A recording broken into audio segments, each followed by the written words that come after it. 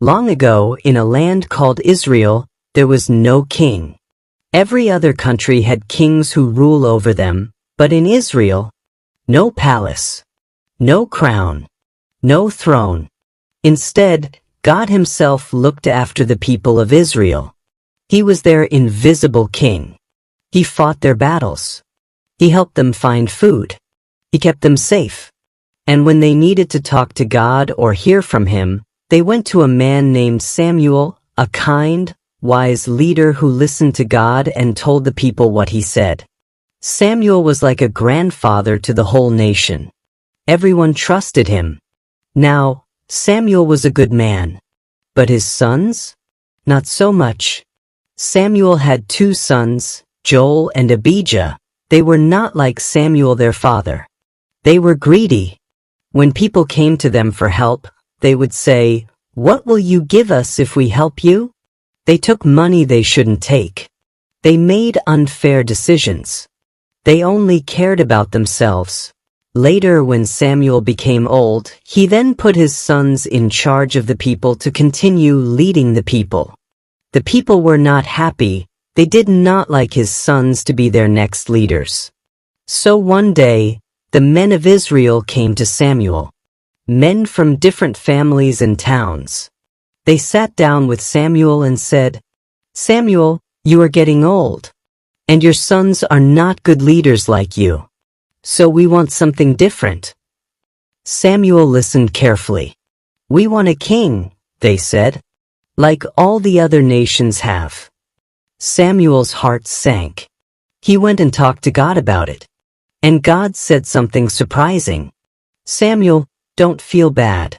They are not rejecting you. They are rejecting me as their king. They have been doing this for a long time. But listen to them anyway, and then warn them. Tell them what a king will actually be like." So Samuel went back to the people and said, "You want a king? Let me tell you what a king will do.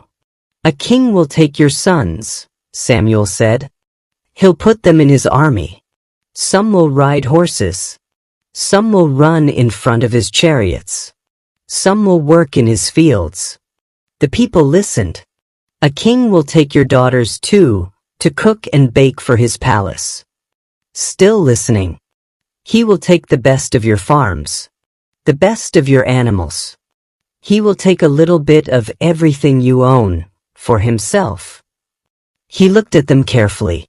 "And one day, when you are tired of your king, when you cry out and say this is too hard, God will not answer. Because this is what you chose."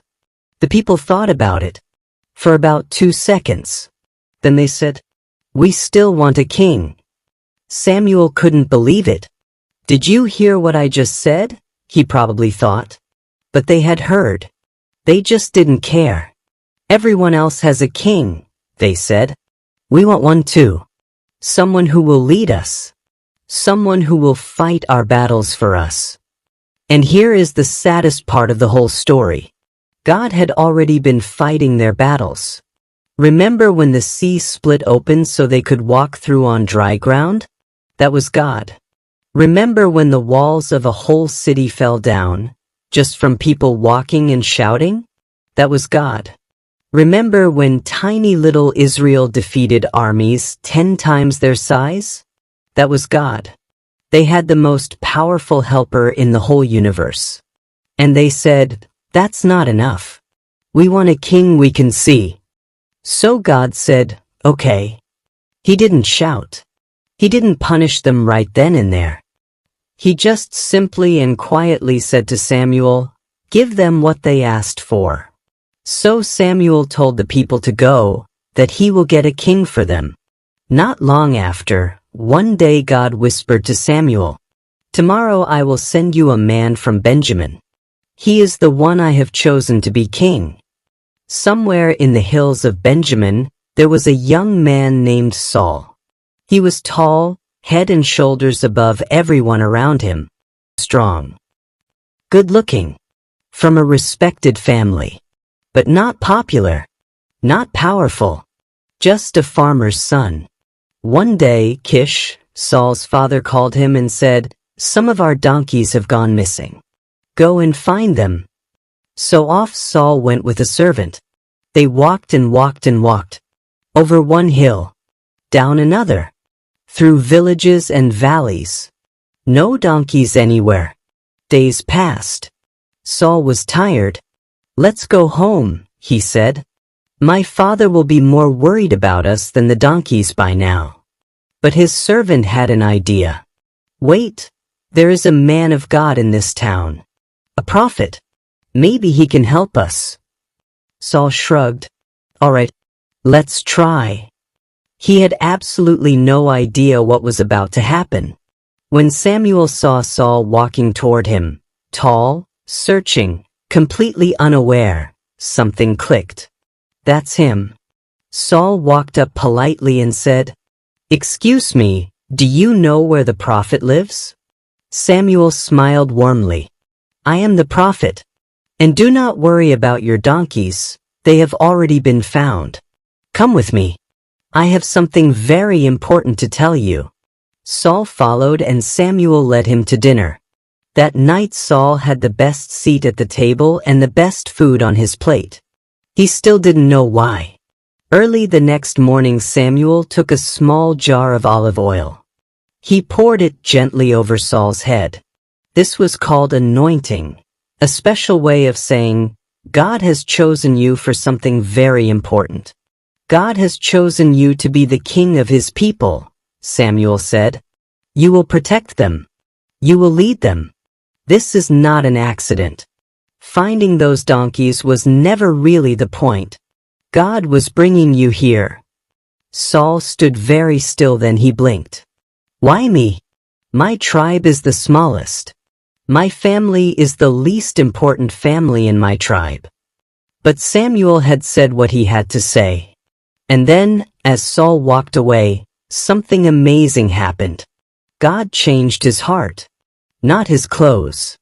Not his hair. Not his shoes. His heart. The same Saul who had arrived tired and dusty walked away feeling brand new. Like someone had turned a light on inside him. The Spirit of God had come on him, and everything felt different. His old neighbors saw him and rubbed their eyes. "Is that Saul? The farmer's son? What has happened to him?" Something wonderful had happened. He was not the same person anymore. Soon it was time to tell the whole nation. Samuel gathered every single person in Israel together. Every tribe, every family, every man and woman and child, for the big announcement. One by one he called the tribes. One by one he called the families. Until finally, one name rang out across the crowd. Saul, son of Kish. Everyone looked around. Where was he? They searched left. They searched right. They called his name again. Nothing. So they asked God, "Where is he?" And God said, "He is hiding. Behind the luggage." Oh my! The new king of Israel, chosen by God, anointed by the prophet, about to be announced to the whole nation, was crouching behind a pile of bags. Hiding. Hoping nobody would find him. They found him anyway. They brought him out, tall, red in the face, blinking in the sunlight, and the whole crowd went absolutely wild. Long live the king! Long live the king! Saul stood there looking at thousands of cheering people. He was the king now, whether he felt ready or not. Very soon Saul got his very first test as king. A mean and scary enemy surrounded one of Israel's towns. Their leader sent a terrible message, "Surrender, or else." The people inside the town were terrified. They had no army, no plan, no idea what to do. But when the news reached Saul, something rose up inside him like a fire. God's Spirit came on him, strong and powerful. He sent a message to every corner of Israel, "Come and fight. Come right now." And they came. Thousands and thousands of people, from every direction. By morning they had an army. By noon the enemy was running away as fast as their legs could carry them. Israel had won. After the battle, some angry people wanted to punish the men who had made fun of Saul at his coronation. Saul said no. "Nobody gets punished today," he said kindly. "Today belongs to God. He is the one who won this battle, not me." The people cheered even louder. This was the very best version of Saul, brave, humble, and kind. Oh, how wonderful it would have been if the story had ended right here. But it didn't. Sometime later, Israel's biggest enemy gathered a huge army. Enormous. Scary. Too many soldiers to count. Israel's men took one look and started running away. Some hid in caves. Some dug holes in the ground. Some crossed the river and disappeared completely. Every single morning there were fewer soldiers in Saul's camp. Samuel had given Saul very clear instructions before he left. "Wait for me. I will come in 7 days. Don't do anything until I get there." Day 1. Samuel didn't come. Day 2. More soldiers ran away. Day 3. The enemy was getting closer. Day 4. Day 5. Day 6. Saul looked at what was left of his army, tired, frightened, melting away like snow in the sun. He looked at the enemy on the hill. He looked at the sky. And he thought to himself, "I cannot wait any longer. I have to do something right now." So he did the special sacrifice himself. The sacred offering to God that only prophets and priests were allowed to do. He told himself it was the right thing. Someone had to be responsible. Someone had to keep the army together. The moment the smoke from the fire drifted up into the sky, Samuel walked over the hill and into the camp. "Saul, what have you done?" Saul explained everything very quickly. "The soldiers are leaving. The enemy watching. The 7 days. The waiting." It all made perfect sense. Samuel shook his head slowly and sadly. "You did not trust God, Saul. You were afraid, and fear made you disobey. Because of this your kingdom will not last. God is already looking for someone else." Saul went very quiet. Nobody else could see it, but a tiny crack had appeared right in the middle of Saul's story. Sometimes later God gave Saul a very clear and simple instruction. "Go and fight this enemy called Amalek. Finish it completely. Leave nothing behind." Saul went. He fought. He won very easily. But on the way home his soldiers saw the enemy's animals. Beautiful fluffy sheep. Big healthy cows. The very best animals they had ever seen.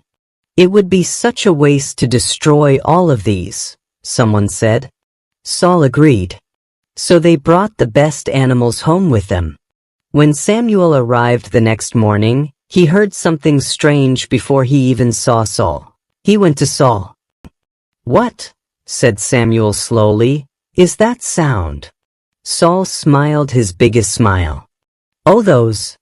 We saved the very best animals to sacrifice to God. For worship. Isn't that wonderful?" Samuel did not smile back. "God told you to leave nothing behind." "Yes, but did you obey?" Saul started to explain. The soldiers wanted them. It seemed wasteful. They were planning to use them for worship, which was a good thing surely. Samuel held up his hand and said quietly, "To obey is better than sacrifice. God does not want your gifts as much as he wants your obedience. You have rejected God's instructions, and so God has rejected you as king." Saul's smile disappeared completely. "I have sinned," he said. But then, almost straight away, he added, "But please come back with me anyway. Come so the people can still see me looking like a proper king." He was not really sorry for what he had done. He was sorry he had been caught. And that is a very different thing. Samuel turned to walk away. Saul grabbed his robe and accidentally tore it. Samuel looked at the torn piece of cloth in Saul's hand. "Just like this robe," he said softly, "God has torn the kingdom away from you today. He will give it to someone with a better heart." And that was it. They never saw each other again.